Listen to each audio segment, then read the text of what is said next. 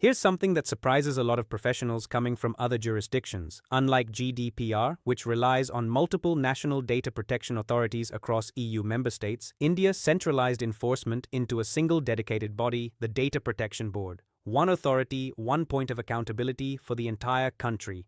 In this chapter, we're going inside that board itself, how it's established, who sits on it, how members are appointed and removed, what powers the chairperson holds, how inquiries actually proceed, and what happens when vacancies occur mid-process. Think of this as understanding the referee before you study the rules of the game more deeply. Why does this matter to you practically? Because understanding how the board actually functions shapes how you'll respond if your organization ever faces an inquiry or files a grievance escalation on behalf of a customer. Let's step inside. Let's start with a question worth sitting with. Why does DPDP need a dedicated enforcement body at all, rather than relying on existing courts or regulators? Think about it this way. Imagine trying to resolve a highly technical software bug through a general civil court process designed for property disputes. The mismatch would be obvious immediately. Privacy violations often require exactly that kind of specialized understanding: technical data flows, digital forensics, platform architecture. General courts, however capable, weren't built for that specific expertise. So DPDP created the Data Protection Board, a specialized adjudicatory body focused entirely on privacy matters. I remember a client's legal team initially assuming any DPDP dispute would end up in regular civil court, the way most commercial disputes traditionally have in India. When I explained the board's dedicated jurisdiction, their reaction was genuine relief. A specialized body generally means faster, more informed decisions than an overburdened general court system. Here's the analogy I use often. Think of the board like a specialized medical tribunal versus a general hospital. Both handle serious matters, but one brings focused expertise that genuinely changes outcomes. In this chapter, we'll unpack exactly how this board is structured, staffed, and empowered to function piece by piece. Let's start with the basics. How does this board actually come into existence? The central government establishes the Data Protection Board of India through official notification, and critically, it operates as a digital-first body, conducting proceedings primarily online rather than requiring physical hearings. Think about why that digital-first design matters so much practically. India is a vast country, and requiring every complainant or respondent to physically travel to a central location for hearings would create enormous access barriers, especially for individuals in smaller towns without easy access to metro cities. I discussed this with a client based in a Tier 2 city who was initially anxious about pursuing a grievance escalation, assuming it would mean expensive travel and lengthy in-person proceedings. Learning the board operates primarily online changed their entire calculus. Suddenly, genuine access to justice felt realistic rather than prohibitively burdensome. Here's an analogy worth considering. Think of traditional courts like physical bank branches, functional but requiring your physical presence for most transactions. The board operates more like online banking, same underlying seriousness and legal weight, but accessible from wherever you happen to be. This digital-first design reflects DPDP's broader philosophy we discussed back in Chapter 3, balancing genuine protection with practical, accessible enablement, ensuring enforcement doesn't become so cumbersome that individuals simply give up pursuing legitimate grievances. Who actually sits on this board making decisions? The board consists of a chairperson and other members appointed by the central government, with specific expertise requirements spanning data governance, administration, dispute resolution, information technology, digital economy, and law. Think about why this specific mix of expertise matters. A board composed entirely of lawyers might understand legal nuance perfectly, but struggle with genuinely technical questions: how encryption actually works, what a data breach investigation technically involves. Conversely, a board of purely technical experts might miss important legal and procedural considerations. I compare this often to a hospital's tumor board, bringing together oncologists, radiologists, and surgeons rather than relying on a single specialist perspective alone. Complex problems generally benefit from genuinely diverse expertise working together, not siloed judgment from a single discipline. Here's a practical implication worth understanding. When your organization eventually interacts with the board, whether defending against a complaint or escalating a grievance, you're not facing a purely legalistic body unfamiliar with technical realities. Members bring genuine understanding of how digital systems and data flows actually function in practice. This composition requirement reflects a broader lesson worth remembering. Effective privacy regulation isn't just about legal knowledge, it requires genuine technical fluency too. Exactly the blend this course itself is designed to build in you. Now let's talk about something that shapes institutional integrity significantly: how long board members serve and under what conditions. Members typically serve fixed terms with specific provisions governing reappointment eligibility and terms of service determined by the central government. Why does term structure matter so much for genuine regulatory independence? Think about it this way: if members served indefinitely at the government's continuous pleasure, with no fixed term protection, would they truly feel free to rule against powerful government interests when genuinely warranted? Fixed terms create a meaningful buffer, protecting decision-making independence. I discussed this institutional design question with a client's compliance head who'd previously worked in a different regulatory environment where term instability had genuinely undermined perceived independence. Their observation was sharp. Regulatory bodies are only as credible as their members' independence from political pressure. Think of fixed terms like tenure protections for judges in traditional courts, not designed to make anyone unaccountable, but to ensure decisions get made based on law and evidence, not fear of losing one's position for an unpopular ruling. While the specific mechanics of terms of service continue evolving through rules and government notifications, the underlying principle remains constant. Structural independence matters enormously for genuine enforcement credibility, not just for the board's internal integrity, but for how seriously organizations and individuals ultimately trust its decisions. Every institution needs accountability mechanisms, and the board is no exception. Members can be removed from office under specific circumstances: insolvency, conviction of an offense involving moral turpitude, unsound mind, or misuse of position, generally following due process rather than arbitrary government discretion. Think about why due process matters so much here. Imagine if the government could remove any board member simply for ruling against its own interests in a particular case. That possibility alone would quietly undermine every decision the board ever made, because organizations and individuals would reasonably wonder if rulings reflected law or fear of removal. I discussed this once with a client's general counsel who asked a genuinely sharp question: what actually stops removal from becoming a political tool? The honest answer is structured removal grounds, insolvency, criminal conviction, proven misconduct create meaningful boundaries around what justifies removal rather than leaving it entirely open-ended. Think of this like removal protections for a company's independent auditor. An auditor who could be fired the moment they flagged an uncomfortable financial irregularity wouldn't really be independent at all, regardless of their formal title. The same logic protects the board's genuine ability to rule against powerful interests when warranted. Here's why this matters for your work. Understanding that removal isn't arbitrary should give you confidence that board decisions, including ones against large or influential organizations, reflect genuine legal reasoning rather than political convenience. That credibility is exactly what makes engaging with the board's process worthwhile.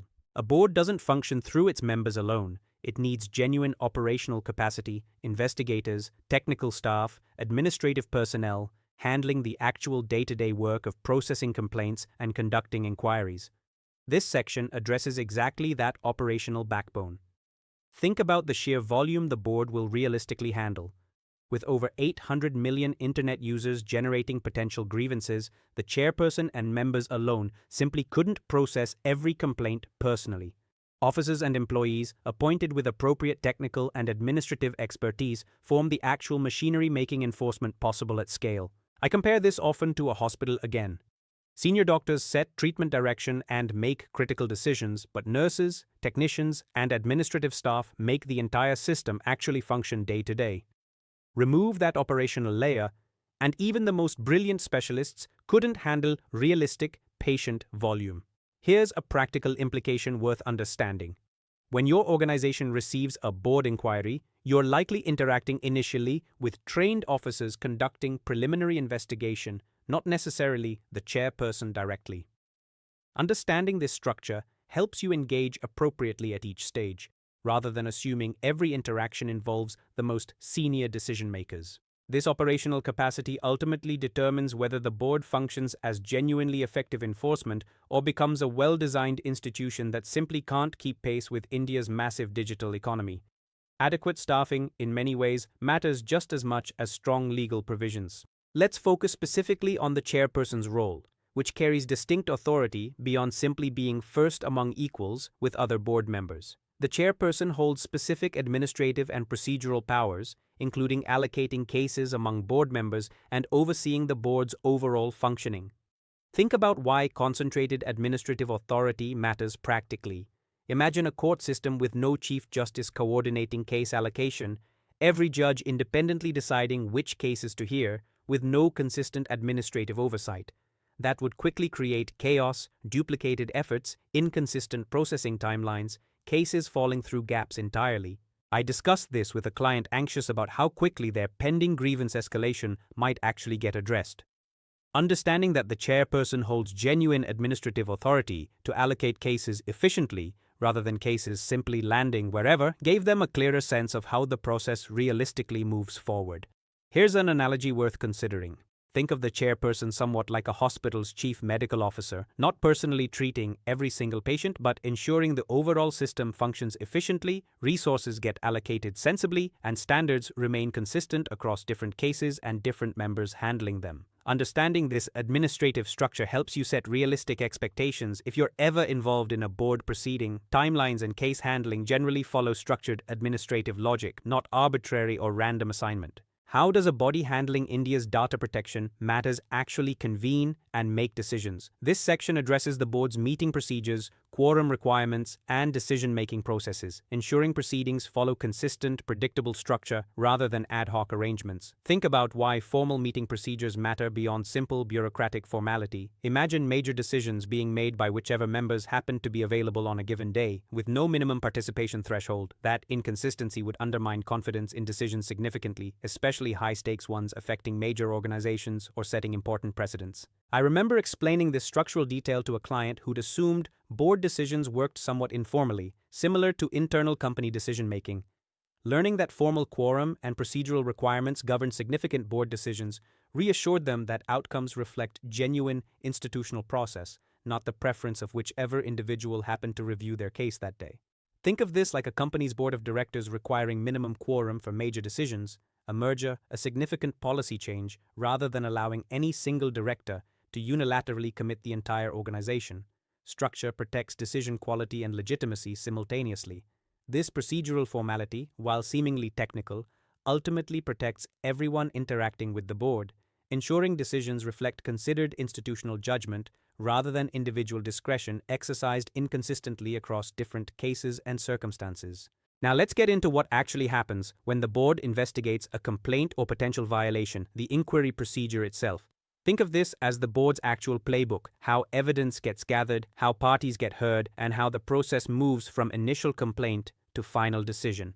Here's something worth appreciating upfront. DPDP deliberately designs this process to be less rigid and formal than traditional civil litigation.